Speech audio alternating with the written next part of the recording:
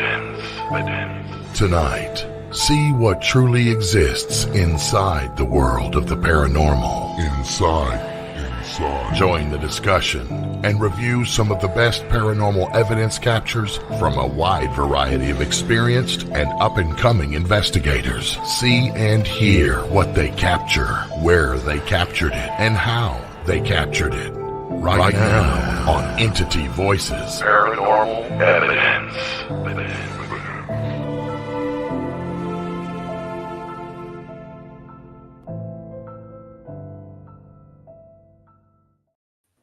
Hello, everybody, and welcome to Entity Voices Paranormal Evidence. I am Chris, all alone, all good.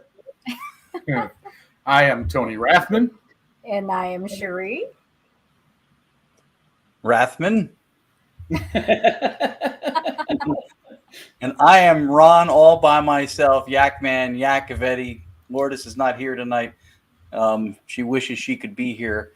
She had something come up for work, so she's not here. That's all I got on that, but I'm happy to be here. Great show. Yeah, Audra found out that I was talking to spirits more than I was talking to her, so she just left. No, I'm just kidding. She's not feeling well. Oh. Well, we hope she feels better soon. Yeah. Cherie made it. Yes, she did. Yes. Represented. No overtime this week, so there you go. I'm here. Nice. That's good. That's good. We're glad to have you back. Thank you. Everett's here. Everett's here.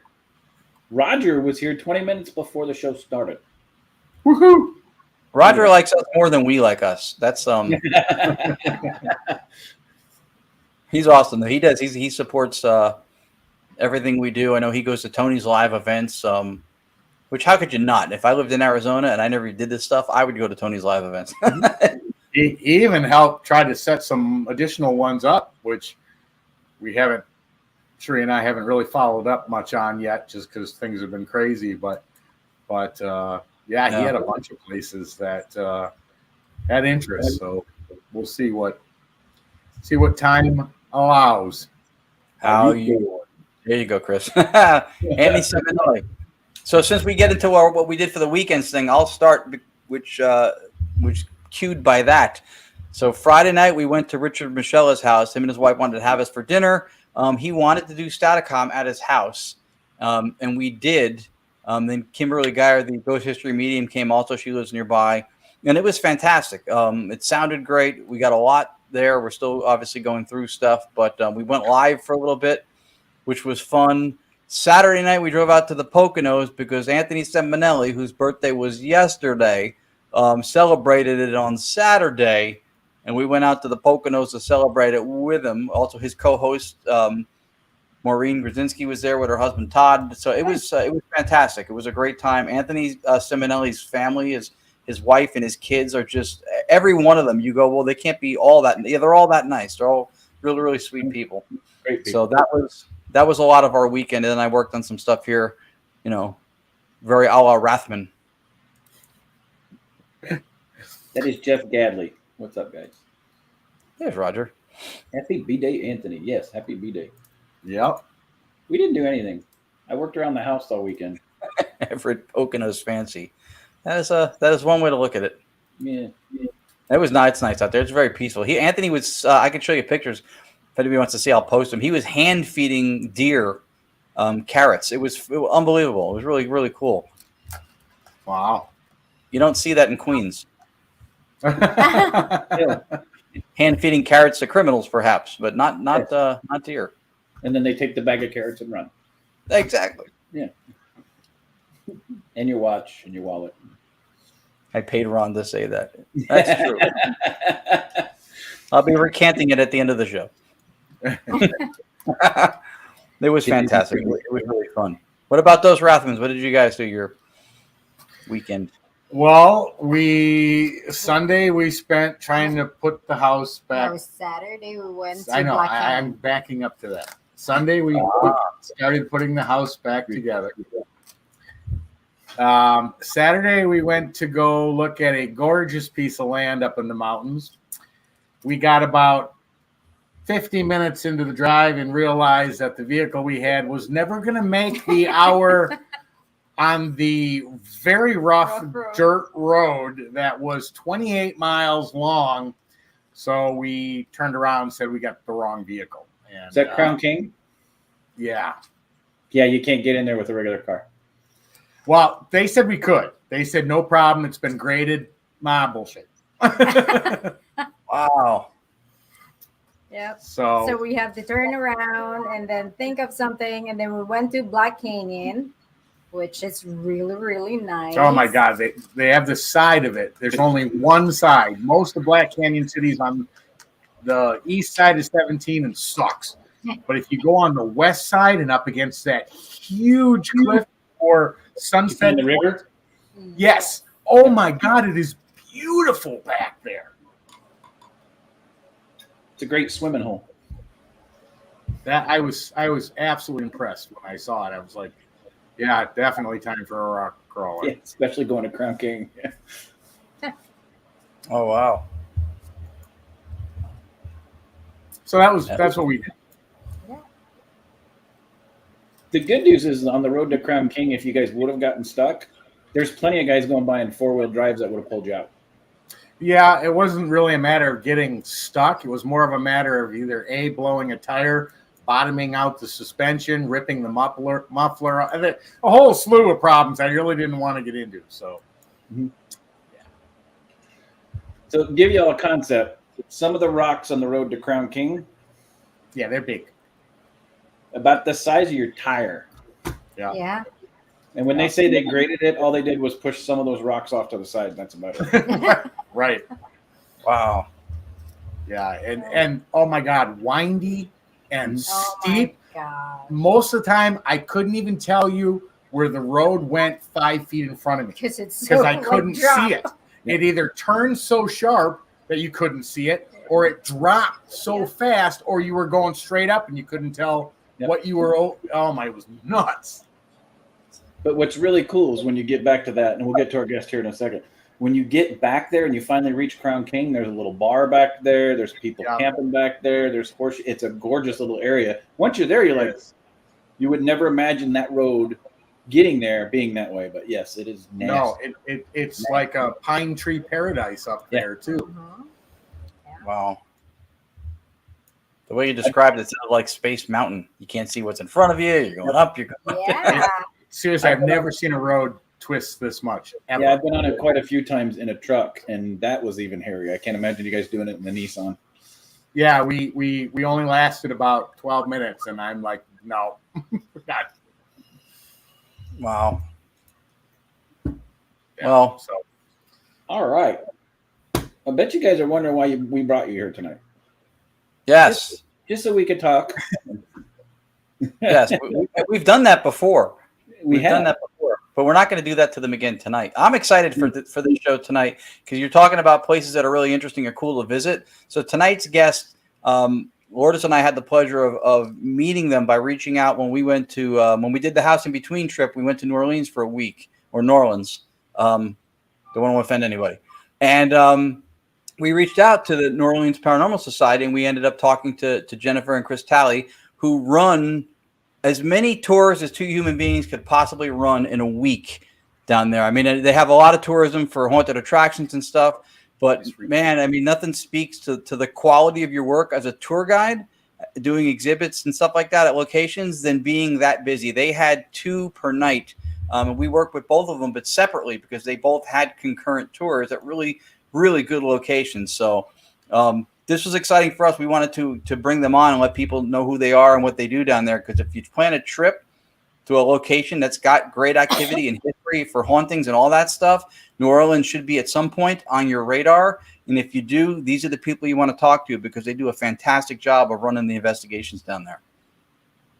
Yep. So tonight, y'all, we have, well, Chris couldn't be with us tonight because Jennifer made him work. We have Jennifer Talley of the New Orleans Paranormal Society. They've been investigators in the New Orleans area based around for about 5 years now, focused primarily on the French Quarter, which is a phenomenal place to be. It's an intense place. They have a ghost tour that focuses on the French Quarter. They're experts with the Andrew Jackson Hotel, which is also known to be haunted by young boys that perished in a fire there.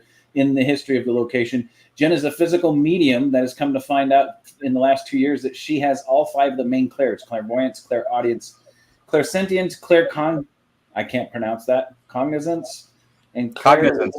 Yes, there we go. There's my one word. I'm done. And chocolate eclairs, Chris. That's all. Yeah, chocolate eclairs. Jenn also has confirmed witches in her lineage from Bohemia, which is also now known as the Czech Republic. Everybody say hello to Jennifer. Hello, Jennifer. Hi, guys. Good, how are you? Welcome. Thanks for the shout out, Ron. We enjoyed having you in Lourdes. Yeah, it was fantastic. House too. That was amazing to have the Staticom in our house even. So Yeah, right where she's sitting there. That a lot of the, like you would expect the architecture to have. Their place was so cool where she's sitting now. The architecture, and there's so much character, as she said earlier, as the quarter does. But it was really, really cozy, really nice, and we had a blast. I mean, the locations you guys have, you can talk about. They were all Class A locations. You guys had them pinned down with how to run it and keep it moving. People enjoyed it. The reviews are good, so. awesome. Thank you. Yeah, I wish we could do some of the stuff, investigations like you guys do.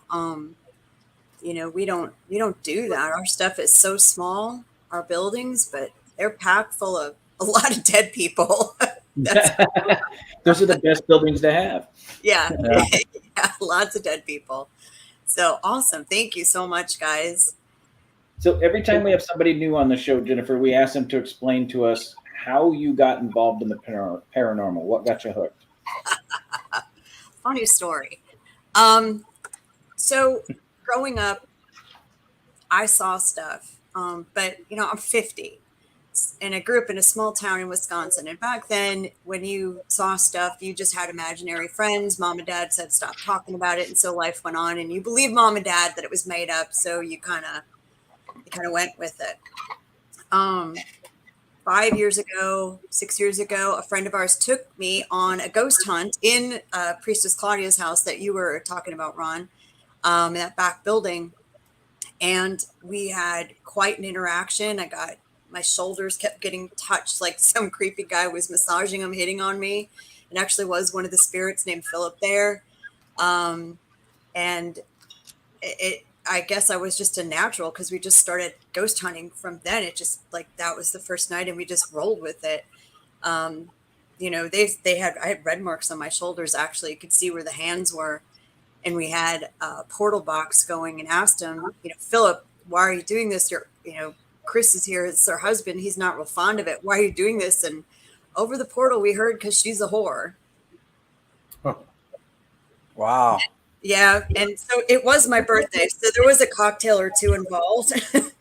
And normally you don't do this ghost hunting. But that night I said, well, fuck you. And back on the portal, we heard, no, fuck you, bitch. And so that was the end of the investigation. And we were just like, and out. We're done. Step one, don't drink when ghost hunting. But it just kind of morphed into that, and it became a passion. And in fact, Chris was never into it. He said we were all crazy and it didn't exist. And boy, he's seen too much stuff over the years where he just said, okay, fine. And he's quite a good investigator himself. So it's been kind of a whirlwind. He was contacting the name as soon as you said it, Philip, when we were there at that same spot, at that same location in that back house. He was, and he was getting interaction, and there seemed to be a familiarity between Philip and himself. Now that explains it right there. Yeah. And Philip likes to hit on me when I'm there. He's kissed my ear. It's crazy. We actually don't even know if his name is Philip. We asked him what his name was, and he wouldn't give us his name. He would say, "Oh, Beelzebub, the devil, malicious spirit," and we're like, "Whatever. No, you're not. If you don't give us a name, we're going to give you one." And he wouldn't. So we said, "Okay, your name's Philip." And either we got it right or he liked it, so it's just stuck. So he answers to it. It works. Yeah, seemed to. So You guys went to all 4 locations with us, didn't you? We did. Yeah, we did. And they were all really, really cool. That one and the other shop that we did with you, not with Chris. Hands of Fate, yeah. Hands of Fate. Hands of Fate was amazing too. Those guys were great, and that place was really, really interactive, to say the least. Oh yeah, yeah. That's that old witch's coven from Mary Oneida Toops. She established the first church of witchcraft. I'm talking 501c3. I took it all the way to Supreme Court. Give me my tax write-off church back in the 70s. So she's still got her the pentagram's still underneath the floor in one of the back rooms. It's covered with plastic and has flooring over. So there's a portal. Rumor it has it. I mean, I feel it. There's definitely some vibrating stuff back there. So that's a crazy location too. So we're actually going back there Thursday. Oh wow. So we're taking tomorrow off. I'm not going to make Chris work. Yeah, you guys are busy. You guys had a lot of tours every night. You both had 2 different locations going for a few hours each. 3. It was phenomenal. Yeah. We've been very fortunate too, even with the heat. You know, we tell people that resell our tours too here. All but one is inside and air conditioned. I mean, we're 100 degrees plus the humidity heat index. So, you know, we're pretty warm here too, and we're at sea level, so there's no digging a hole anywhere. Digging a hole, you're swimming. Yeah. It's straight, getting a pool. It's already heated. Yeah, we've been very fortunate. October we'll probably run 4 a night. Yeah, it was a lot. See, Chris Nuara from Trinity Paranormals shows up as Facebook user here, but I'm seeing him on the other screen. Said New Orleans is on my bucket list. Well, Chris, this is the people you should reach out to. Right. They have the best locations and great tours. You know, it's funny. I get asked a lot. You know, why doesn't New Orleans have a location that you can just hunt in? It's an odd question to me, especially the French Quarter. And I get it because, you know, we're one of the most haunted cities in the U.S. But it's most of these places are businesses and people's houses. They don't want just strangers, and it's more probably liability and stuff. So to do what we do and have the 4 locations, boy, there was a lot of leaning on relationships between everyone involved with the society to get it. So we're very fortunate to have what we have, for sure. Yeah, I was going to say, Audra and I have been to New Orleans, and to find a tour that actually lets you do investigations is rare. Yeah. So guys, if you guys go to New Orleans on your bucket list, these are the people you want to connect with, because you're not going to find where you can get 4 locations like that. Because like Jennifer said, it's either a business or it's a home, and the French Quarter is a very, very busy area. There's no chance in hell you're going to find one on your own. No, you're not. You're not at all. Well, We understand. Go ahead, Tony. Just the odds of having an empty building is probably slim with the amount of business and other things that are going on there. They don't waste the space, so it's There's always police stations abandoned half the time. Yeah. Well, I mean, if the building's empty, it's probably not safe to go in, to be honest with you. People asked us if we do charity hospital, and I'd love to investigate the old charity hospital. But the amount of security we'd need just to go in there to make sure there wasn't someone around a corner would be ridiculous. Mm-hmm. You know, it's not safe at all. So, you know, it's a fun thing, and it's nice to teach people. I mean, you guys probably understand this. We get the people who watch all the television shows and see the edited version of what we do, right? And they don't know, and there's no way they can know everything that goes on in the backside of that. The groups that you see on TV that provoke. They don't understand why and the fact and the consequences, to be honest with you, how serious that can be. Mm-hmm. It's nice to teach people, hey, this is reality. This is what you should do. This is why you see on TV what you see on TV. And this is what goes into the back end, you know? Yeah, you guys did a great job with that. You had equipment that they recognized from shows.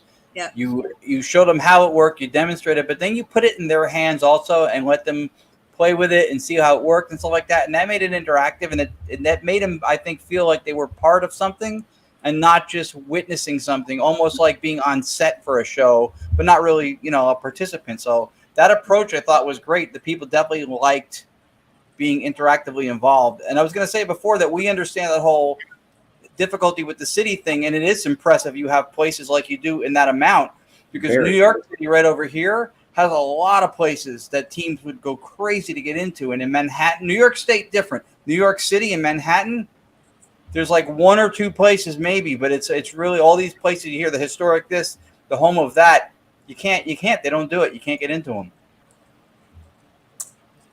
Someone asked a question. Are more businesses open? Geo. Geo. Actually, yes and no. He asked if more businesses are open up because of our reputation. It was our reputation that got us in. There was other groups in the city that tried to do this before us, and they did not leave a sweet taste in anybody's mouth when they left. Let's just be honest. And it took a lot. And yeah, as our reputation grows and as the reviews come in and people see how much we treat each property like we own it, the businesses aren't necessarily opening up per se to let us investigate, but we are having other companies say, hey, other tour companies, hey, you got to check these people out. We don't do this, but they will. And that's what we've seen more than anything. I haven't asked another business yet if we could use their site. And I don't know where that would be. Well, I do have a location in my brain. But that would be like an event kind of thing. So yes and no. I mean, more people are kind of coming to us to just join with them. They realize that this is where it's at and they can't do it short of buying real estate. And so that's cool. I mean, we work really hard to maintain good business relationships too, because why have enemies when you can have friends? We're all in the same business, right? We're in we're a place that has tourists. We want tourists to enjoy our city. We want to share all the cool stuff about our city, and we each do it in our own way. And so why not work together, right? For sure. Well, and to back up what Jennifer's saying too, if anybody that has never been to New Orleans, especially the French Quarter area, this is the type of group that you want to get with if you want to do, for paranormal investigators, if you want to do something and have an experience in the French Quarter. Jennifer's group and Chris's group is the type of group that you want to get with to have that experience. I can tell you right now, going around the French Quarter in that area down there in New Orleans, trying to find your own place, you don't know where you should be and shouldn't be. And New Orleans is a really cool, awesome city, but there's areas in New Orleans that can get you hurt. And these are the people that know where they can go and where they can't go. That's safe for you to be down there. So we talk situational awareness all the time. Situational awareness, you better have your radar on and be turning your head every 5 seconds in New Orleans. These are the people that are going to take you to the safe places. Don't try and do it on your own. No. And a lot of places get a little ticked, but if you try to do it anyway. Great. Right now, the sell is the fact that 3 out of the 4 locations are inside and air conditioned. So, that's helped us a lot, for sure. So, which one do you want to talk about? The Joan, you're a sweetheart. Joan is sweet. Yeah, she does. I know. I thought the same thing. I think it's the humidity. Or the alcohol, either one. I don't care. So you wanted to talk about which one tonight? The Andrew Jackson, right? Yeah, go ahead and give us some history on your Andrew Jackson one, because a lot of your SLS clips that you provide us tonight is from the Andrew Jackson, right? They are, yeah. So one of the spaces that we don't get to talk a lot about, just because people want to talk about witches and voodoo, right? And that's 2 of our other locations, is the Andrew Jackson Hotel. It is a stop on most walking tours, and they talk about the history and some boys haunting, but nobody knows it like we do. So the property And the property next door, which is the Cornstalk Fence Hotel, it's not open now. It didn't open after COVID. Back when we were founded, before our first Great Fire in 1788, was the old Spanish school and orphanage. Now, the Andrew Jackson's website says that the Great Fire of 1794 destroyed it, but maps of that fire, no, that fire never got down that far. So we're pretty sure it was 1788 that destroyed it. And, you know, orphans were fairly disposable, so it wasn't that they hurried to evacuate. So it's rumored that 5 boys from the school perished in the fire and that remain on the property. Then after that, the lot was split. The house where the Cornstalk fence is, in fact, that building is Judge Francis Xavier's house, who was a Supreme Court justice, and he served as a judge at the district courthouse, which is on the property where the Andrew Jackson is now. So back in those days, what else took place at the courthouse other than trials? Well, the hangings, right? So add that to it, right? Then that building fell in disrepair, was demolished, and then the Andrew Jackson built on that property. And we do get the boys. We have Armand, which we think probably was from the Spanish school. We get a little boy named Walter, never would have been in the school. We get a girl named Gabrielle, who might be Walter's sister. We're not sure. But, you know, like spirits attract like spirits, so kids attract kids, right? There's a gentleman named Paul that we encountered. We did an investigation there over COVID, and that's when we met him. He told us he was convicted of clubbing his mother to death, and he was hung in the courthouse for it. And he claims he's innocent. And Chris and I were talking about it last night, and I don't know why, I just thought about Paul. And I asked Chris, I said, did you ever ask Paul who did it? And I said, because Paul's African-American, probably a free person of color back then. And I asked him, I said, who did it? Did you ever ask him? He said, no. Why? And I said, because I feel like some white guy did it and testified against him and framed him for it. And he said, yeah, you're not the first person to actually say that. So I don't know. We're trying to get the district attorney here to pardon him because Paul says he will not move on until his name is cleared. That's the place with the big open courtyard area? That's the haunted closet, yeah. With the haunted, yeah. The haunted closet? It's great.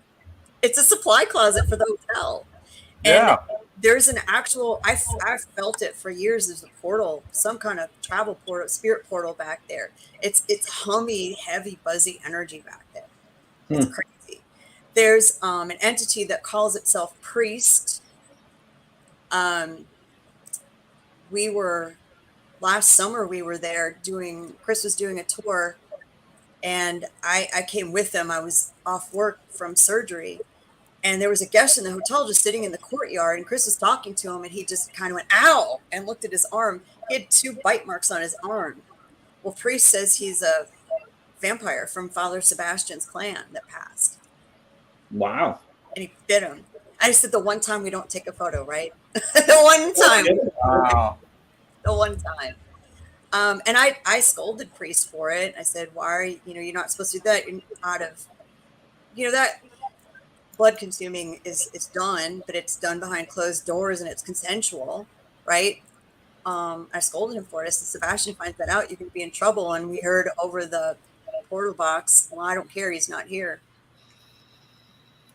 Wow. And I don't like his energy. He usually comes out around full moons, but he's been messing with Chris lately. And then there's another energy, and I could not find this clip. I don't know where it went in my phone, couldn't do it, that calls itself Master. We weren't really a fan of Master, didn't know what to think of him. We originally thought he was oppressing the children because the kids would tell me, I can't talk after 9. We have to go to bed. I have to go. Like, you don't sleep, you're dead. Right? And so it seemed like they were afraid of someone. And the supply closet kept getting all the stuff thrown off the shelves.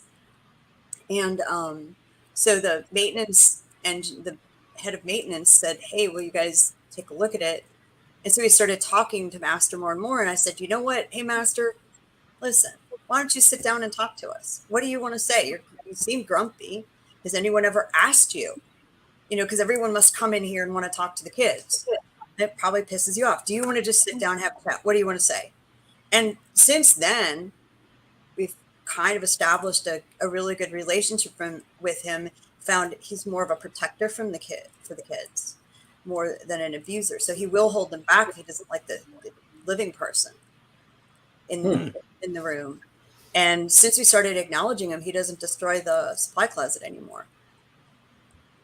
That's interesting. That's interesting you said that, because I remember the night we were there with Chris, that there were some children that were part of the tour, and he handled them really gently, and he was really good with the kids. I thought that was really cool to see that. If they were uncomfortable, they didn't have to go in the closet, but they went in there, some of them with equipment. So it's interesting because there were kids on the tour that night also, and they didn't have anything frightening or uncomfortable happen when they were there. Not well, at least for us, we didn't see it. No, I mean, you've seen our style of tours is very different. And actually, it's surprising because Chris loves to scare kids. It brings him joy. If you've got an attitude and you're a child, Chris will scare the pants off of you or make it his mission. It's a thing. But yeah, Master just kind of mellowed out, and he shows himself to, we've had mediums on the tours and stuff like that, and they all see him differently. And I've seen him, I put the camera out in the courtyard and I put a chair out. I put a K2 meter on this chair, and it's solid yellow, like solid, like it's not blinking. There's no blinking. And what do you think? If your first thought is what? Where's the underground wires, right? And we put the SLS camera, and sure enough, there's Master sitting in the chair with his legs crossed, like a man would sit with his one leg on top of his knee, hanging out. And the minute the energy disappeared from the SLS, the K2 went to green. Wow. I've never seen and so that's what's making me feel that if he is human, he's old, but I'm kind of leaning towards maybe not human. Interesting. Huh. So some of the clips that you sent with the SLS in it are significant SLS hits. So let's go ahead and take a look at this one, and then we'll talk about it after, since they're numbered. Here we go. Oh. I don't trust him. You want to touch his hand again? Aw. Kindness. You cannot hit him. Oh.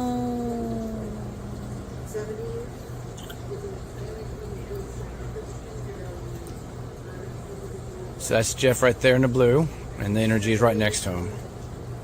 Then what I'll do is I'll text this to y'all so you have it. Thank you. Touching his hand right there. Boop. Just kind of chilling. So what I'll do now is Wow. That's Master or priest. Wow. Isn't that crazy? Yeah. That's in the closet. Yeah, it's a big it's a big size closet. It's got some depth to it. It's not like a little. Oh, okay. It's like you can walk in. Like it's big. Okay. It's narrow, but it's deep. Yeah. Mm-hmm. So that was him just standing with the tour guest just standing with his hand out. And so we do try to, with their permission for sure, get them to touch, because we also want to see how, we don't tell them necessarily right away if they're touching, because we want the person, see their natural reaction. We do. And we want, how does your hand feel different? We don't know if they're touching you. Tell us if your hand feels different, because sometimes they feel cold, they feel tingly, they feel hot, and all of those things are signs that you are getting interaction with that energy. So yeah, that's in that closet. Crazy, but that's Master or priest. By the calmness, I'm gonna say Master, because priest is a jerk. Yeah, it was definitely calm. There was definitely something gentle about the movement. Yeah, that's. And to prepare you a little bit, Jennifer, sometimes Tony hits the wrong button on his mouse and just disappears like that. Yeah, that's awesome. I thought he wanted to be a The heat's too much. We've had numerous shows where all of a sudden Tony just goes, "Voop," and we're like, okay, there goes Tony again. They'll be back. Remember that show we had the one time? I don't remember who was on the show. We had it. Remember, you guys got bounced. Tony, the only person left on the show was the guest. Remember? Yeah. Oh, Yeah, that was an issue with StreamYard or something. It kicked all the hosts. And the guest was sitting there by themselves on the show. The guests were just like, why am I here? just take over. Yeah. I mean, why not? Dance something. Sure. So for our audience, Jennifer, the supply closet, you say it's long and deep. A person can stand in there. So can two people stand side by side? Yes. Yeah. Barely, but yes, they can. I wouldn't go 3. I'd go 2, and you could stand comfortably. Okay. But it's deep, and there's usually a chair at the end in the back by a window, and that's a lot of times where Chris puts people sitting in that chair. Or when we do, he puts people in the closet and has that interaction.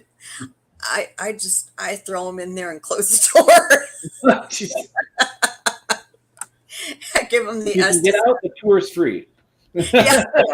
Well, I'm not locking it. Maybe.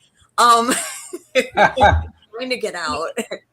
Oh, here's a flashlight. Maybe. Yeah. No. And then I'll give them like the Estes method to do in there, and see what they get. So it is a little bit different. Chris uses that camera a lot, and I'm usually in the courtyard. So most of the stuff is the stuff he took.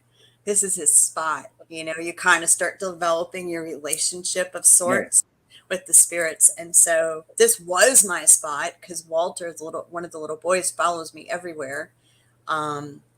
He comes home. Did he show up that night at our house, Ron? Walter? I don't remember. I'm trying to remember because the name sounds familiar from when we were with you guys. Chris definitely had people in the closet that night for sure when we were at the Andrew Jackson. Though he did, and they came out when they had stuff happen. It was really cool. You know what? I think he was because you heard our dog that passed bark on Staticom. Yeah, we did. That's right. So I think Walter was at our house that night. So I don't know if he was at Andrew Jackson. Sometimes he comes to the Witches Coven to see me too. Plus he likes the guys there too. So he's a sweetheart. He's 7. He said he died in a fire too, but it wasn't that fire. Well, if everybody watching, just look at the history. Before you go to New Orleans, look at the vast history. Go all the way back, and don't just the highlights that they give you of the history of New Orleans. No, dig into the history of New Orleans. It's a very dark history if you go back. You know, even like when we go to the Provincial, which is where you went with me, Ron, the first place, that was in what we called Little Palermo back in the day. You know, 1890 to 1925 was about 250,000 Sicilian people came to New Orleans, you know, and so did the Black Hand. I mean, it was, and we actually even think the Black Hand is something to do like the Axeman murderer. It was targeting Italians, even though he didn't kill in the quarter. We wonder if that was just someone else targeting Italians. I mean, you've got that, you've got slavery, you've got piracy, you have, I mean, on and on and on. Then add all the alternative spiritual practices. Yes, I guess you could say here, and you know, they're not bad, they're not evil, they're villainized on TV. You know, voodoo especially, a lot of their ceremonies involve opening up. Papa Legba opened the gates up to the other world and let the spirits come in to interact, or the different loas. And you know, some people don't know what they're doing and they forget to close the door, and then everyone walks in. So you get a lot of that too here that attracts, plus all the water, plus, you know, just keep going. So yeah, it's crazy haunted. And then yellow fever. Yes. Yeah, the history there is just insane. It's a melting pot of paranormal. Oh, it is. It the is. Best way to describe it. It's just a giant melting pot of, witches. Yeah. Hi. Hi. And then Katrina set the city back quite a bit with tourism and stuff too, right? Did it not? It did, but I mean, think of all that death. All of a sudden, Katrina didn't flood the quarter, so it wasn't in the quarter that death happened. It happened all around. And so think of all of that energy, that sudden death, these people that didn't know they were dead. It just creates this holy shit moment here with the paranormal and stuff like that. So, yeah, I mean. Well, then you add to after Katrina. So for everybody that doesn't know, when Katrina hit, it was only 12% of the police force stayed. The rest of them bailed. Yep. And then only 15% of those guys came back. So for a long time, it was an uncontrollable situation after Katrina, on top of them trying to help people get out and people get safe and people get supplies and people come back and their resources were so low. Imagine just the morality that was going on in an area that's already negative based energy on top of it. It took them a long time. I mean, God bless you guys for rebuilding as much as you have at this point, considering what you guys went through after Katrina. That was insane. Well, and people think the hurricane flooded us. No. They call it the Katrina disaster, but that was man-made.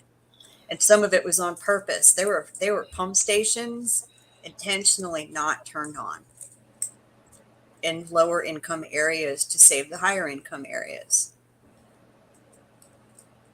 What a choice, right? Yep. Wow. What a choice. So, and that mentality of just thinking that life like that is so disposable just kind of just makes your head spin a little, That's not okay. No. Not okay. But yeah, I mean, and like I said, there's a lot of mediums here. There's a lot of spiritual practices, vampires. I know a few. But it's fun, though. I will say, though, living in the quarter as long as we have, boy, I love the community. I love the neighborhood. I love walking down the street and knowing this person lives here and they do this and they do this and they do this. Jessica Lang lived around the corner for us for a while, until just a few years ago. And it's great because we're just like, hey, lady, how are you? We don't care. You put your pants on just like us. Don't care. We care, but don't. So yeah, it is a fantastic place. Oh, he made it back. Yeah. Tony, are you going to disclose to our audience what happened? Yeah. I don't know if you can hear me. I don't know what settings my mic's on. Yeah, we can hear you. We hear you. Every time we do the show, Cherie's dog lays at our feet, and I tell her every time, do not let him do it, because there's a 6-foot power strip. I'm like, if he hits that switch, not to mention if he gets electrocuted, but he did. He hit the switch. Everything, including the router, died, which takes like 10 minutes to come up from cock. So that's what happened. 10 minutes to come up from what? For the router to come back up from Cox when it goes off. Where's it come back from, Tony? It's cable company. The cable company. Listen, we have the same sucky cable company here. I'm surprised this is our connection's lasting. So yeah, I feel your pain, Tony. It's nice. You had now, all my settings are a disaster. So go ahead with what you're talking about. I gotta fix all this. I can't even hear you guys. I don't know where the sound's coming out of. Our co-host went with the dog ate my homework. That's what he's But he's back. He made it back. He's back. Surprise! We can roll another clip then, I guess, since we have. Yeah, let's roll another clip. You got some really good SLF stuff. So here we go on the next one.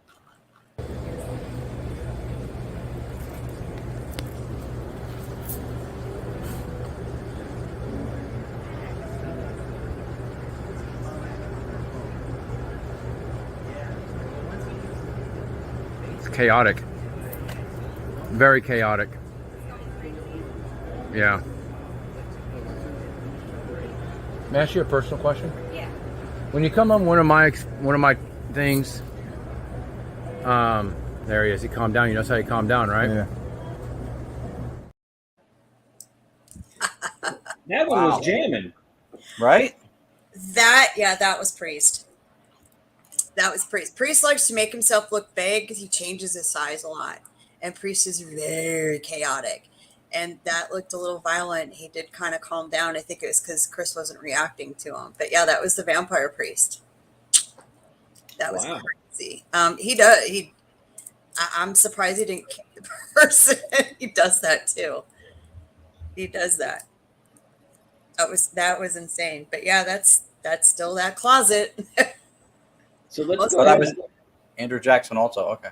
Yeah, all of these are Andrew Jackson, I believe. Yeah, let's go ahead and show your next clips because I want to make sure we get everything in here. And really quick, everybody, in about 8 minutes, UNX is going to switch to their next audio program, but we're going to continue live with Jennifer on at Facebook and YouTube. So stick around so she can get in her shameless plugs, and we still got a few more clips to show you guys. So, all right, here's the next one.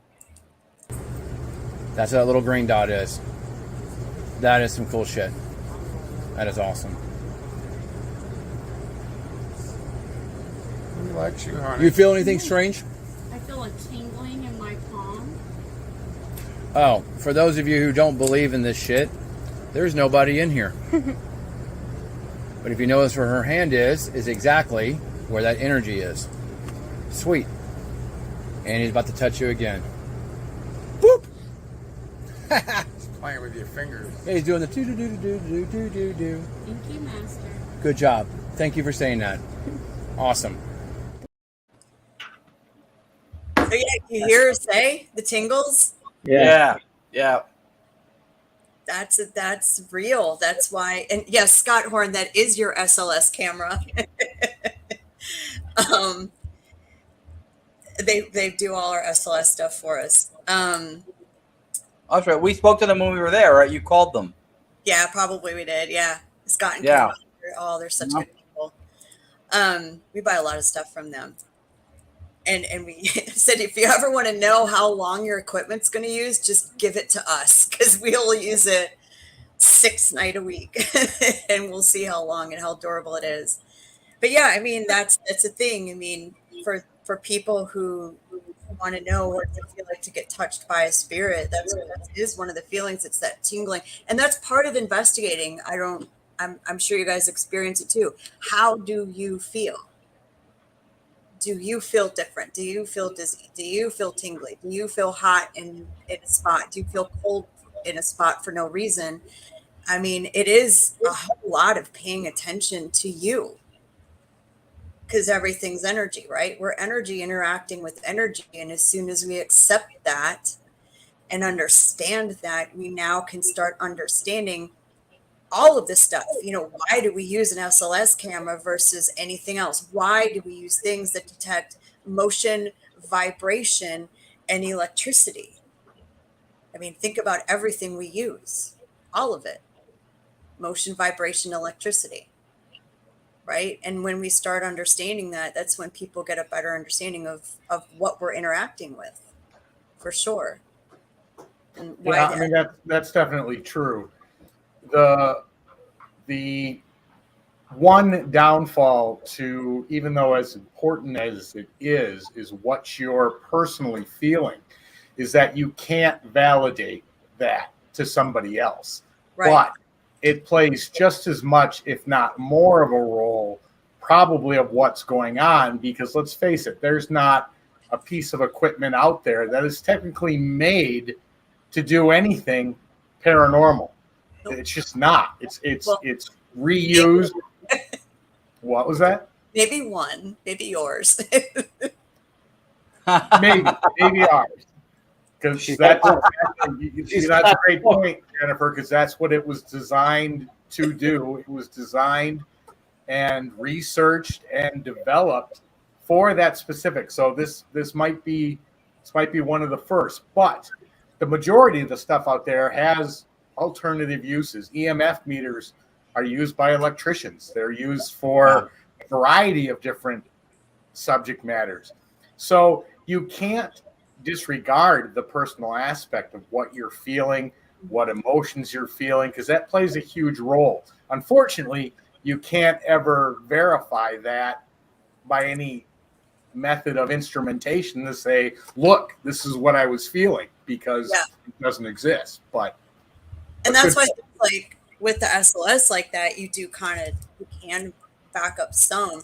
You know, we tell people ask us, why is there just not one group that's definitively found, yes, this exists?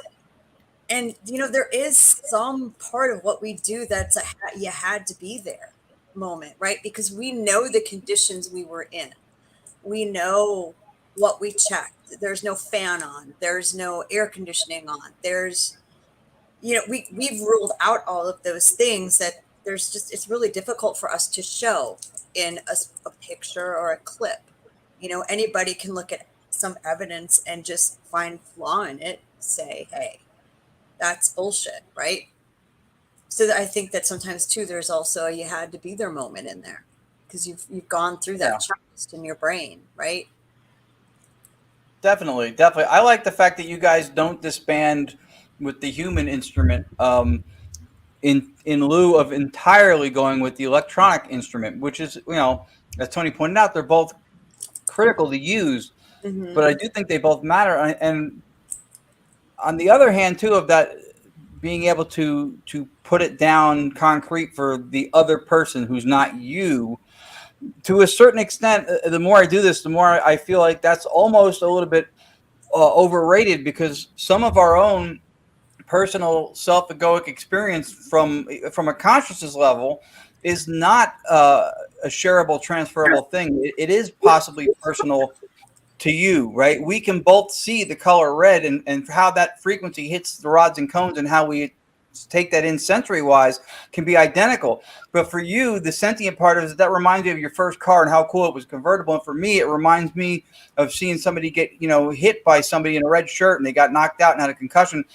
So you have two different sentient conscious exposures, you know, situations that are attributed to the same experience on the shared side of it. So to a certain extent, I think putting this out there to get other people's approval on this hive mind group think, you know, world instantiation kind of, I feel like that's almost a little bit too, because when we deal with this all the time, Tony knows when there's bias, when somebody thinks what you do is all BS and then you show them this SLS footage, they're not going, oh, now I get it. They're like, they still think it's BS because that's their position they're operating from. Yep. Right. And, you know, when we do this, we always tell people, like, listen, our job isn't to get you to believe it. It's not our job. You can't want it so bad because you're going to miss something, and you can't shut it off so bad that you're going to miss something. So you got to hover in the middle and decide for yourself. Go through that logical checklist, right? And then decide for yourself, can you explain this? Can you explain logically another reason for X happening? Like that SLS, that's why Chris pulled that camera down. He wanted people to see there was nothing standing next to her. And if it was mapping a shelf, right? SLSs can have false positives. It can map chairs and shelves and tables. Well, okay, then why is it reaching out? Why is if it's the chair, if it's the shelf, if it's this, why is it just not like just sitting there, right? Why is it reaching out? Why is it interacting? Right? So there's that, you know, you got to get rid of your false, you know, to kind of go through your false positive checklist, right? Yeah, for sure. Like Chris said, situational awareness and also an awareness of how the tools work. Too, like a lot of people spend the money, buy the tool, go out in the field, and they don't know what it does and what it shouldn't do and how it's supposed to work. And then they're, you know, we saw somebody walking around shaking a K2 like somebody on an airplane with turbulence having hiccups, going, look, I'm getting a reading. You're having a seizure. That's not spiritual. That's pathetic. Slow down, dude. Oh my gosh. We saw a TV show with someone shaking a Melrem. Right. Really? So. Really? And this is not to cast stones at anybody, too. We all went through experiences or I remember the first time somebody used a walkie-talkie at a location and the REM pods went off. And I was like, whoa, look at that hit. And I was like, wait a minute. Until I realized the walkie-talkie was doing it. I went, that's not a ghost. I'm an idiot. Got it. It happens. It happens to all of us. But you can't stay in that place. You have to graduate from there and learn. Yeah, you do. And then that's why I preach situational awareness, because we have enough skeptics telling us that what we believe in and what we find in our evidence is bullshit, right? So that's why you need to know. You need to know your surroundings. You need to know the history. You need to know the reaction of the floor underneath you. You need to know what windows are open, what the traffic pattern is like outside, what the weather's like outside. What's it going to do to the equipment that I'm using, right? You have to know all of that. Perfect example is even people with experience. Audra and I have been investigating together. I've been doing it for over 25 years. Audra's been doing it with me for going on 12 now. Perfect example. We went up to the USS North Carolina. She's walking around with her EMF detector, and she gets good responses, and she communicates with her EMF detector all the time. But on the USS North Carolina, she's getting these major responses that are actually timing with her questions, but her questions are in a rhythm. And I'm like, what are you doing? And you guys have heard this story before. And she's like, I'm getting great responses. And I'm like, did you look at the router, the Wi-Fi router above you? So she was getting timed responses according to the pulses of the Wi-Fi router, but it was in sequence with her questions. It's and I'm not using her as an example because it was a funny moment. It was hilarious. She normally doesn't know that. She normally knows her surroundings very well, but even experienced investigators can do that. That's why we use multiple. And you say you can't validate feelings. Well, technically you can, because if we have digital recorders going, we have REM pods going, we have EMF detectors going, we have multiple cameras going, all at the same time. Somebody says, "There's a woman in here." You can get validation of those feelings by some of the responses that you get on your equipment. Yeah. You can. Yeah. You can, for sure. For sure. So let's go ahead and look at the next clip. I hope this isn't the one I just showed. Let's try it. Here we go. Oh. I don't trust him. That's one we showed earlier. Let's go to the next one. Here we go. I want you to do me a favor, Marcy. I want you to come stand right here, boo-boo. Very slowly. Right here, where that light is. Step. Yeah. Now, take that right hand. That hand. Put it out to your side. See that energy is here again, right here. She's smack in the middle of it, right there, that little circle. Lift your hand up a little bit. He wants to touch you. Put your hand up.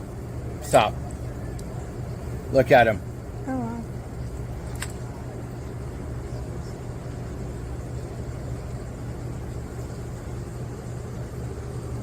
He's touching her hand. Look at that. I see that. That is some cool shit. Wow. He's literally playing with her fingertips like a piano. You like her, don't you, Master? And you see there's an energy right here. That little green dot is an energy.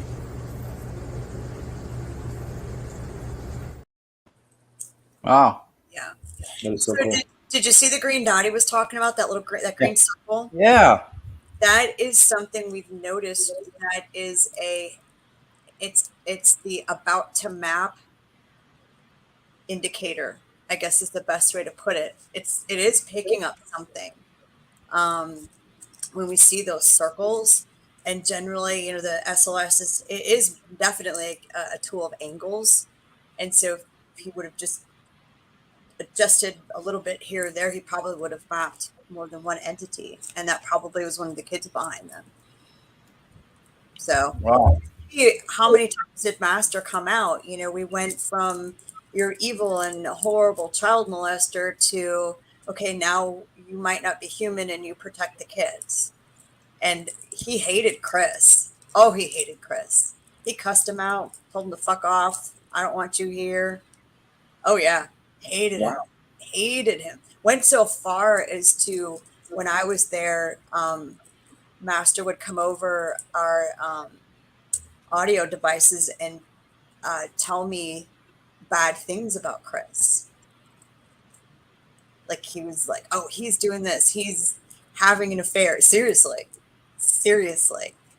Master would do that. And so as he and Chris kind of developed a better relationship, he stopped doing that. But it's crazy that, isn't that crazy an entity would say something like that? Mm-hmm. It's, you know, again, us without the human suit, right? Yeah. He is human, us without the human suit. That would be a gossipy thing that a living person would do. I guess they gossip in the spirit world. Yeah. Consciousness is still there. All right. Sorry? All right. Yeah, the consciousness of free will, all of that. So yeah, why not? For sure, why not? Okay, we have got an audio clip that you guys caught at the Andrew Jackson that I'm going to have to share the screen for because it was too big for StreamYard. Which one is that?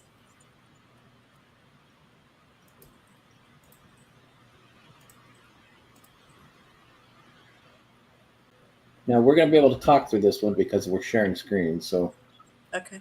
it's a 4-minute clip. Here we go. Oh, that. Okay. Yeah. I'm going to mute myself because I don't want to talk during it.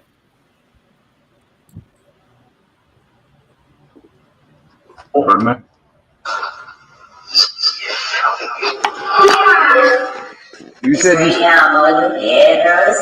did you say you see me filming you? Is that what you said?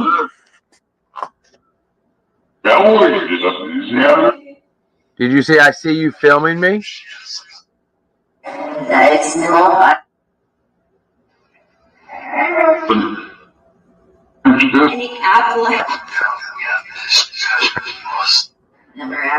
Is this Master in here?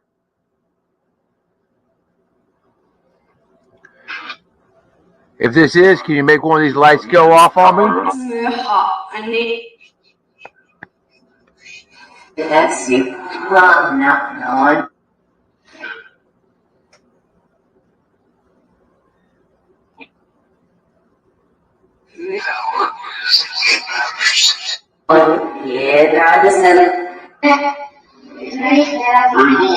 I'd like to talk to you to find out why you don't like me.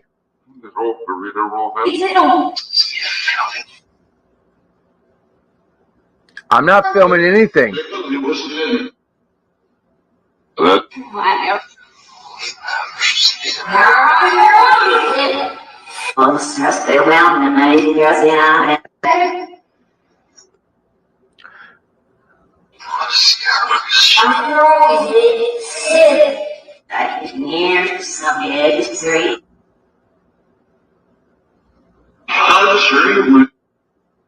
So I sure would like to talk to you. Can you show me yourself?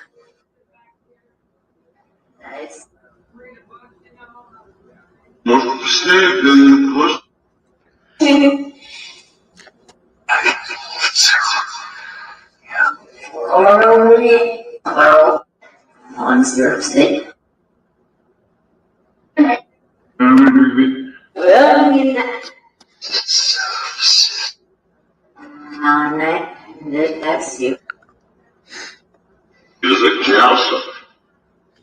Are the boys here tonight? Walter, are you here?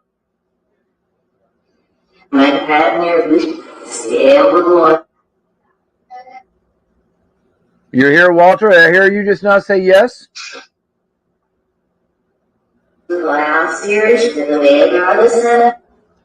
Fun Grandma's on her way.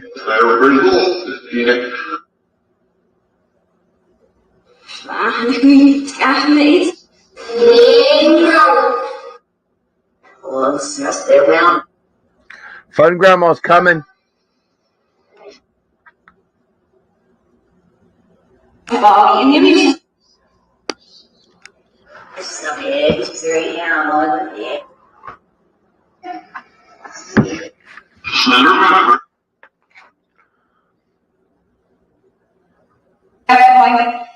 Are you? Hey, Walter, do you want to see Fun Grandma?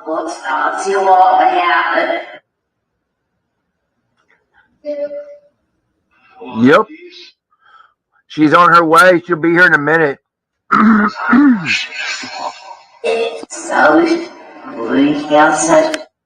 Do you know my name?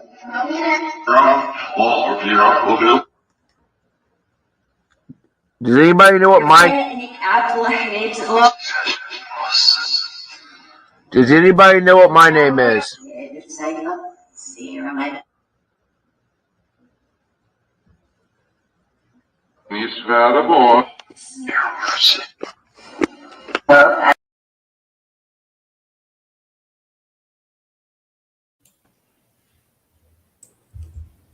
Wow. Yeah. That. At the end of that clip, before he actually got his name finally, when he was asking for his name, 2 times I heard Walter. Yeah. I did too. Yep. So someone had asked about backwards talking. So what we were using is an app called The Portal by this group out of the UK. So it is sound bites in male and female voices of all ages and volumes that are being played backwards. So when people say, hey, that sounds like it's backwards, it is. So if we played the clip backwards, we hear all what the sound samples are. So the whispery one, it's interesting because master tends to choose. So the thought process is they can choose their voice, right? Choose the voice, the volume, the gender, and master tends to choose the whispery ones when he speaks, which is kind of interesting. And the kid, when I think at one point where I put up yeah in a little boy's voice, that was actually an EVP that was not on the app. You hear a very faint yeah, and then after that you hear something that was an app response, but you still got a little EVP. And Fun Grandma is me, by the way. That was going to be my next question. I was going to say Fun Grandma. Yeah. Our grandson called us Fun Grandma and Grandpa when he was little in front of his other grandparents. Oops. Yeah, whoops. So it just kind of stuck. And when you talk to little kids, you want to be grandma, or mom or something like that, to just see if that energy will help them talk to you. So yeah, Walter called me Fun Grandma. You actually have an audio clip of him doing that. So isn't that crazy? That was when we were asked to investigate who was destroying the closet, and Chris and Master were obviously trying to patch up a very bad relationship. It was like the talk after the breakup fight, I guess. I don't know. You guys heard Walter, though, at the end of that, right? Yeah, I heard it. Yeah. So I have the audio wave. I'm going to Times. share the screen again of the Fun Grandma. Let's see if we can get it to play here. That's like 5 years old. It's crazy. 4 or 5 years old.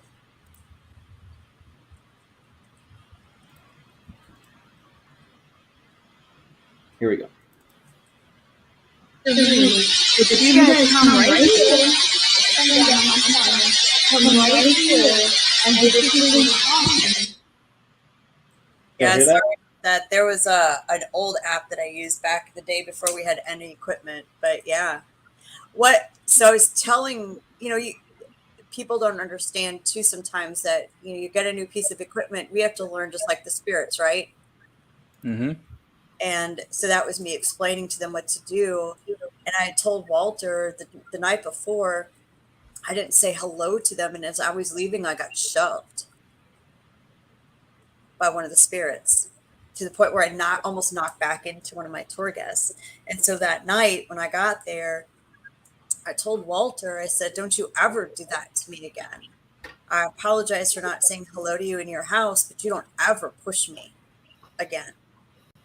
And then I went into my, okay, you know what to do. You come right here. And that's why he said he was sorry. Wow. Fun Grandma. So they learned my name. That was another experiment. Instead of using Jen or Jennifer, right? Let's use something that they never would have said. So now we've got evidence that the spirits learned your name. Right? Consciousness. Yep. A consciousness, right? Exactly.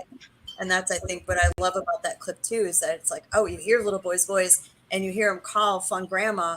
I mean, you don't hear that phrase, right? So they learned it.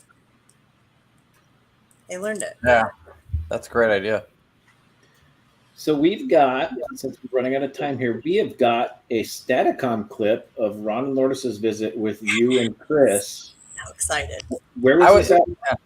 This was at, let Jen tell us, but I was hoping Chris was going to be here because he was, maybe and give a little backstory. He was talking about some dark case that he was involved with, and he was going after whatever was there. And that's when this voice came in to the Demon House. That's it. The Demon House, yeah. Someday we'll have a documentary on it. I haven't looked at I can't look at the evidence. I'll be honest with you. I can't do it. Two of us had to have, I had a precautionary exorcism done on me by a shaman, and Chris had a non-precautionary done. So if anybody thinks this stuff's not real and you don't think holy water burns the skin of someone who's in a state of possession, you're wrong, because I've seen it. But I saw this energy morph and go from being affected by religious relics to putting them on the next morning and drinking coffee with holy water in and walking out my front door telling me they're going to find their legion. Wow. Yeah. And so we do have that property certified for an exorcism. Oh, by the way, they expire. Did you know that? It's 90 days. It's like a coupon. You have 90 days to perform the exorcism. No, really. It's like, here's your coupon for your exorcism. So we had it's a Catholic Groupon special. Exactly. Right.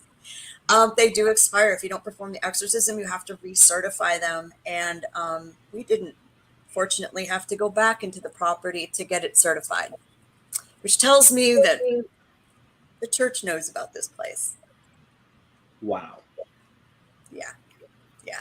But that's what he's talking about, because he's just like, I'm going to quiet this. This energy is responsible for a minimum of 6 dismemberment murders, and probably double digit. I know it's double digit murders. One of the businesses that's on the property right now has a tally sheet going.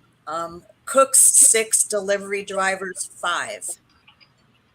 As to how many in each position have murdered somebody. Wow. Say that again. The people that work at this business that's on this piece of land, understand it's a piece of dirt. Our human lots mean nothing, right? The business that's on part of this dirt says the people that work there have a tally sheet that says basically cooks 6, delivery drivers 5. And that is keeping track of how many people in those positions have murdered somebody. Wow. Damn. Yep. So that's the case he was talking about. That might explain that clip a little more now. Yeah, he was intense when he was telling us about it. And he was talking emphatically when he was describing this whole story and you know, some of what he experienced and what you guys have dealt with. And while he's talking about it, and you'll see in this clip, that's why I wanted to share, because I'm assuming he was going to be here also to speak to it, but I'm glad you were able to. It chimed in, and it had something to say about what he was saying. And when we listened to it, we heard it back. I was like, "Whoa, that's that makes this clip a little bit more chilling." Yeah, this energy still talks to me too, by the way. Yeah. Let's go ahead and watch that clip. Here we go.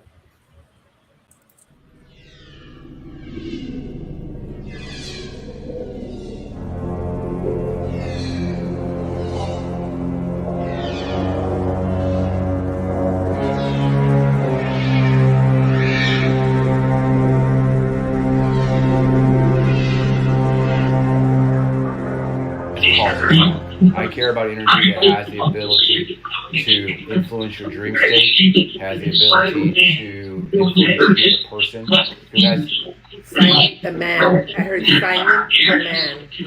I'm just saying, because you're talking about that. Yeah, I heard silent the man. I'm sorry. Go ahead. Oh, it knows I'm coming for it. It knows. It knows. That's why this stuff I'm wearing has all been blessed. And so, what'd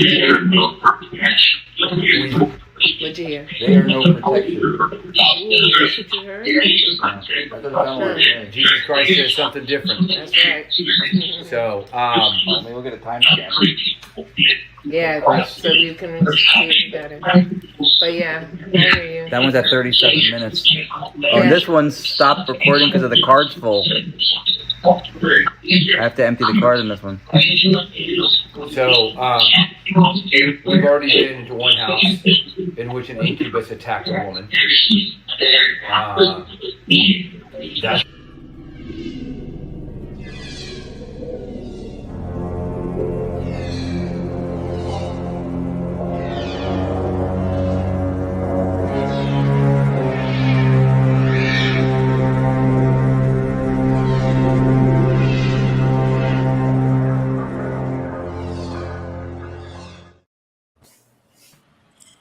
Wow. Yeah. I even got scolded in that one because I was checking the recorder. I had 2 devices recording, and I went to the one and went, "Oh, it stopped recording," and we were getting stuff. Stop recording. The card's full, and they said, "Check your equipment." You schmuck." See, right here. Yeah, I mean that now that's that energy. It like it cracked my class 2 St. Michael relic, exorcism relic, into 3 pieces, the stone inside, but kept the glass intact the night I was there. Yeah, it's some intense stuff. And I mean, there's thought back and forth. We can't talk about the exorcism, and it's only because you don't want to put it out there as to when, if, and how it's going to happen, right? You can't put that energy out there. So that's kind of under wraps right now, and it's also kind of under wraps as to whether or not Chris and I are going to attend. And we are also, it's going to be a multi-faith. So we're going to have 5 different faiths, spiritual practices doing their version at the same time in different locations. So to contain the energy, I'll be honest with you, we can contain it, maybe seal it up for a little while, but people keep summoning this. It's not going to go away. It'll come back. It will come back. Play stupid games, win stupid prizes, people. Don't mess with them. You don't understand, or you know what I mean? And that's really what's happening with this. But yeah, that was that's how we met Scott and Kimberly and Mary Lynn fast. It was from that case. And how do you investigate? This was like, we hadn't even done what we're doing now full time. That was like our second or third investigation ever. And we hit a demonic case. Or inhuman. I'm not saying it's a demon. It's inhuman. We know that. Wow. So, yeah. Someone said, "Oh, that's a once-in-a-lifetime opportunity." I thought, I don't think I'd put it like that. I don't know if opportunity is the word I'd use. Experience to go through. And it's not the only one. And it's funny, the case before that was an incubus. Which he referred to at the end of that clip. He started talking about it. What, the incubus? Yeah, he was mentioning at the end. That's why he said the voice came through and said, "If that happens, leave." Mm-hmm. And we did. We were trying to help a woman who was being affected by incubus energy, and at least a banshee. There was a lot of not okay stuff in her house, and her children thought they practiced good magic, and they don't, and they thought they could take care of it, and they interrupted our investigation and our help, so we had to walk away, and the woman died. Mm. And it sucks, but I mean, you can't, there's nothing you can do about that, right? Nothing you can do, but it sucks.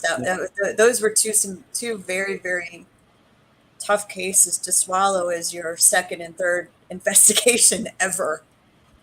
Those are rough. And I hate that she passed away, but hopefully the energies leave her family alone now. I don't know. Do not know.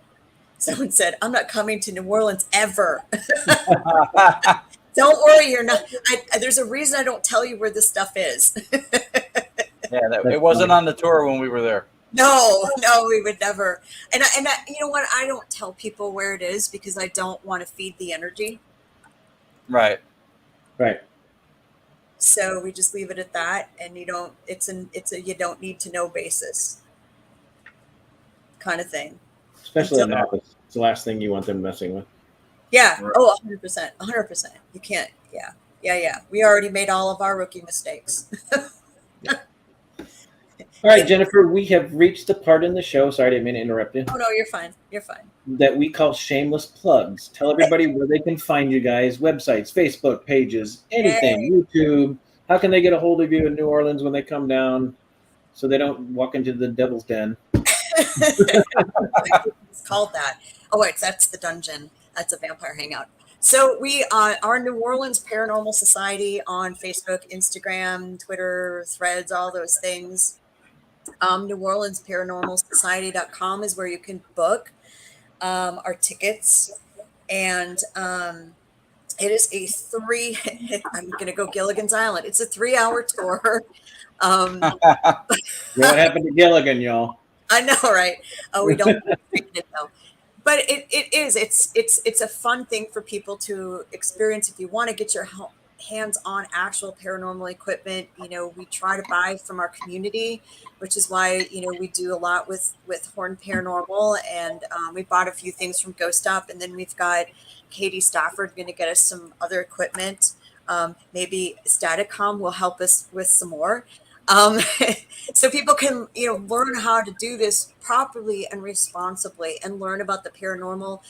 Sometimes you get the opportunity, honestly, you bring your own spirits with you. And sometimes you get the opportunity to speak with loved ones who have passed, and you get some really great healing messages. My tour is a lot less scary than Chris's. My people laugh a lot more than his, but he has got the party ghosts at Claudia's that you were at. He loves to use music as a trigger. So it's a fun thing for people to do. And if you are in town in September, Howard Petrie is putting on what's called Fear Fest, which is the first Paracon in New Orleans. I know it's not actually in New Orleans. It is on the North Shore, but we're going to do some discounts for people who attend Fear Fest. And he's got some names coming. He's got some names lined up. So we're really excited that he's done what we all talk about doing, and he got the sponsors and the money. So look for Fear Fest in September, I believe, is when it's going to be. So, but thank you guys so much. This is amazing. Thank you for being on. Yeah. We have got one more shameless plug. Yes. And this is for Tony and Cherie and Ron and Lourdes. What's coming out on the 19th? The Power, because of the dog. No, wrong thing. Dog's been removed along with Cherie. Tony kicked no. both. And they're both so cute. But the dog will be in here if she's in here, so couldn't do one without the other. Oh no. But knowingly talking to the unknown, 3-part docuseries coming out 9 p.m. Eastern, August 19th. Let's take a look at that. Here's a little teaser.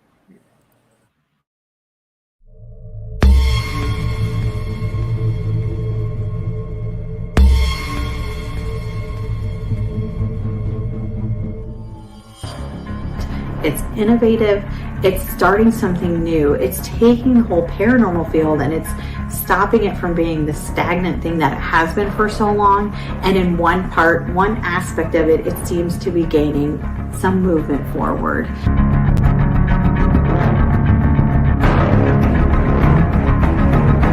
Which means in real time, it came in not only faster than I could probably detect it, it came in faster than the human vocal tract is capable of speaking. We now have an opportunity to have a conversation with these voices as we would when speaking to someone on a phone. The other concern we had is that scientists and skeptics always said, every answer you get, you're just bringing in stray radio signals. Well, first of all, even when we were still using the radio, I would love to know what radio stations are using my first and last name on a regular basis, because we heard it all the time. but the full-length sentences given for responses with both clarity, tonality, and intelligence is truly groundbreaking method that should change the path of paranormal research. But the reason why methods like Staticom are so important and crucial is because we're moving from the old world of recorded into the new world of real time. Real time enables us to be able to have that experience, to be able to interact and hear the responses rather than recording them and playing them back later. Would you be kind to repeat the log number 137, please? Like that we know you're listening to us, that you can hear us.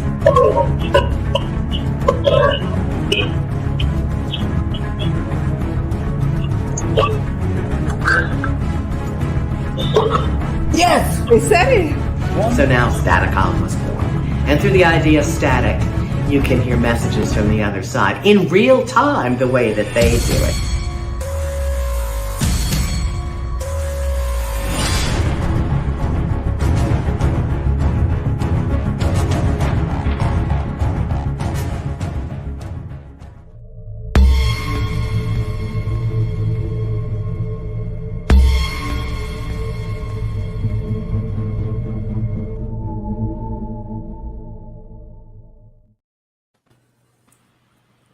Awesome.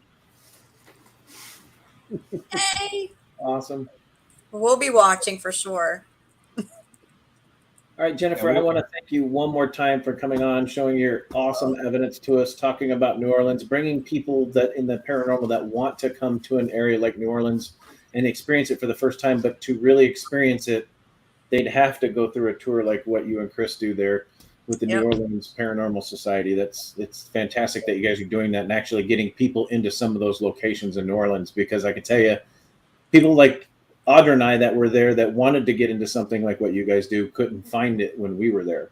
Nope. So it's fantastic. And it was 5 years prior, so you guys hadn't even started yet. So yeah, and as she showed tonight, with the depth of knowledge with the history, because it's not just even with the hauntings, you still want to know what came first, what happened here, both haunting wise and history wise. And she demonstrated inside this hour that she clearly knows a lot of what went on in that territory and in those locations. So that's, to me, that's part of the value when you go for a tour. I don't want to just use equipment and experiment. I also want to know what came first. You can cross-check and validate evidence. And so that's imperative to me. So that was something that we enjoyed when we were there, that you had a handle on all that really, really well. You and Chris did. So very good.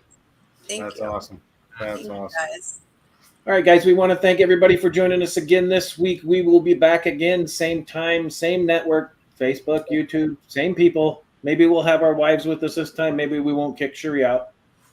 Either way, we will be here. Same time, same channel next week. And remember, if you ever get to New Orleans, you got to look up Jennifer and Chris at the New Orleans Paranormal Society and do their tour, get into those locations. And maybe you'll get locked in the closet, but you don't have to stay there. But the one thing you do have to do is stay haunted. All right, guys, we'll see you next week. Have a good night.